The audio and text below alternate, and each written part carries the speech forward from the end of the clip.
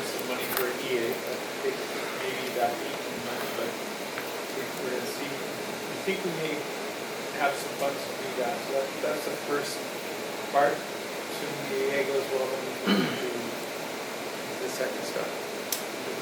Any questions? Mitch.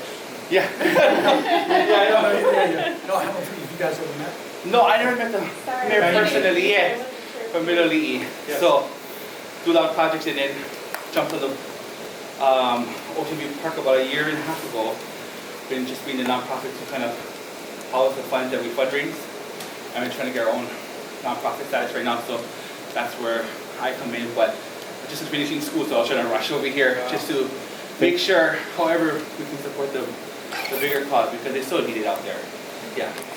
So history, I helped build that park. That was one of my projects about 25 years ago. It was actually a community that built it, but it was one of the projects that we worked with the community as well. So